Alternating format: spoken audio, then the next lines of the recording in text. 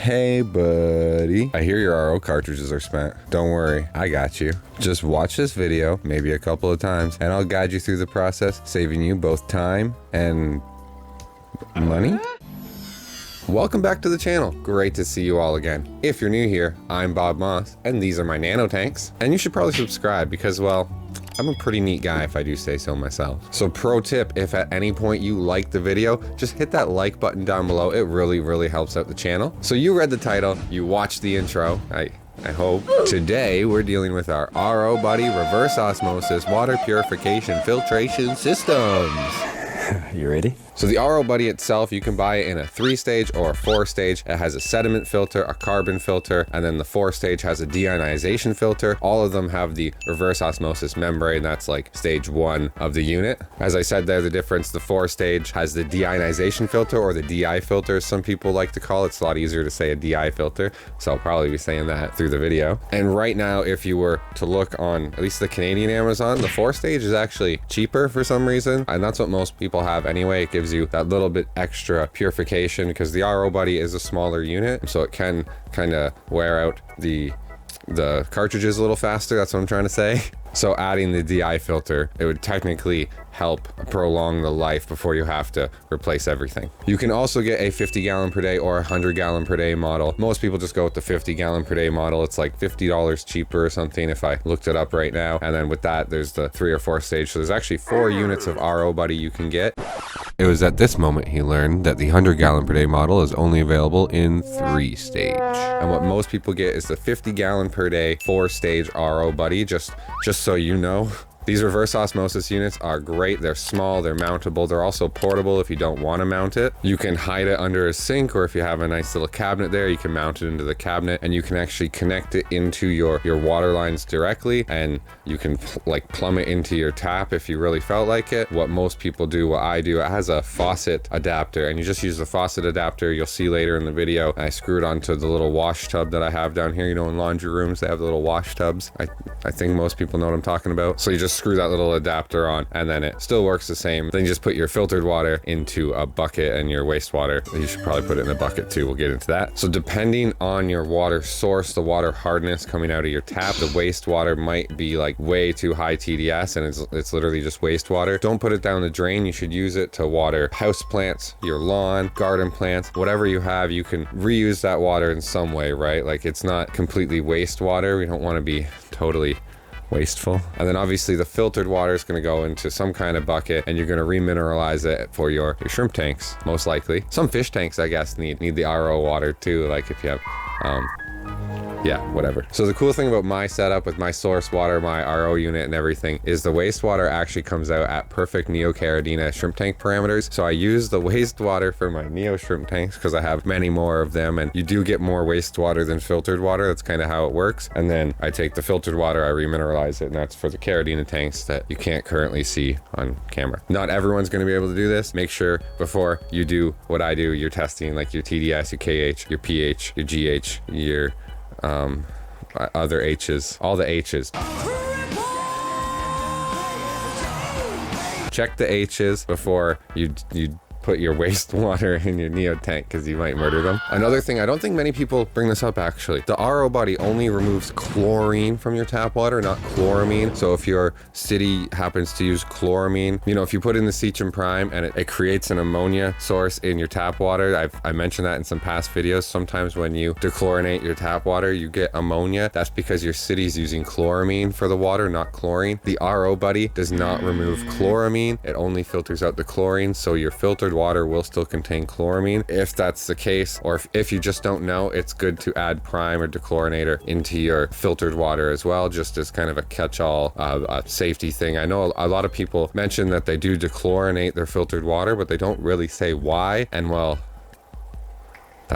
that's why. Okay, enough talk. Let's change some cartridges. And here we have our RO Buddie unit, the 4-stage, as I stated previously. This one, you know, it has the deionization filter here. This is the carbon filter and the sediment filter on this side. And inside the big white thing is the RO membrane. We're not going to be changing that today. So each of these things has a quick disconnect fitting and a blue little locking tab. And then obviously the hoses, whether it be the input, the output, the whatever. So in hindsight, you're not actually going to have to remove the blue tabs. What you will need is most likely, like I used a wrench, and then I also use scissors to open up the packaging, and they're going to help you remove these little tab things that you see on the new filters. So what you're going to see me do here is remove the tabs, remove the tubes, and then we're just going to toss away this filter. That's what I thought I'd do here. Funny sound effect noise. So realistically, what you're going to do is grab the new filter, take the packaging off. This was a bit of a challenge for me, so maybe I'll just speed up the footage here real quick. And then each of these tube things, the ends have this little white tab on them. And what you're going to have to do is pop the white tab off. This is what I use the scissors for. Probably a little safer if you used a flathead screwdriver opposed to scissors, but I was extra careful, guys. I promise I didn't cut myself. So you just pop these tabs off, and then that's where you're going to need the wrench. You're going to use the wrench to remove these fittings on the end of each old filter. I didn't realize that the new filters didn't come with the fittings. Whatever. I mean, it's pretty obvious they don't come with the fittings, but whatever. You don't have to use the wrench. Like on the first one here, I just used my hand, but the next one is a little too tight, so just have a wrench handy. You can just an adjustable wrench to change the size, and you put it onto the new one, and then we hook it up to the system, and there you go.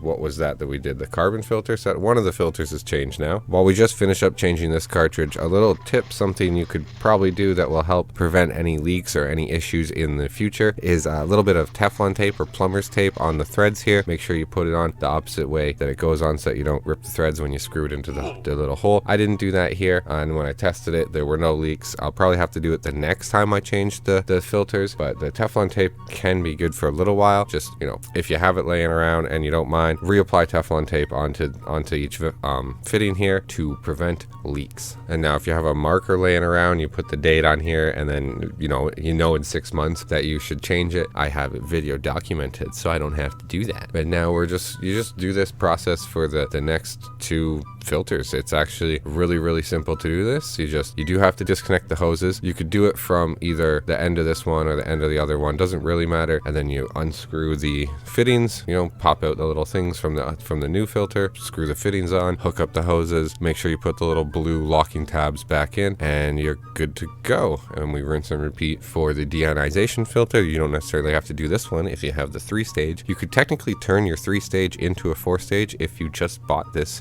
filter extra. Like if you have a 3-stage and you're like, oh, it's not getting my TDS low enough, you could just buy the deionization filter separate, and it actually comes with the little fittings to click onto the RO membrane as well. Pro tip. Wow. You can turn a 3-stage into a 4-stage. That's kind of cool. Now that we have it all hooked up, the new filters all lined, plumbed, ready to go, I just go over with the faucet filter to my wonderful wash tub that I mentioned previously in the video, hook it up. This is going to be a leak test. You're going to pressurize the system and see if any of the fittings leak, and then I would know if I had to reapply Teflon tape. And then you should also kind of flush the system, especially like carbon filters and stuff like that, and you're going to check the TDS in this bucket, and if it's anything above 0, you're going to dump it and keep going until you get a 0 TDS water, and then your RO Buddie is changed and ready. Congratulations, we did it. Pretty simple if I do say so myself. Takes a little practice, like everything else. Everything in your life takes a little practice. And that is all. Thank you so much for watching. I hope I taught you something and this wasn't just a completely worthless video, even if it's just the chlorine part, like if you already knew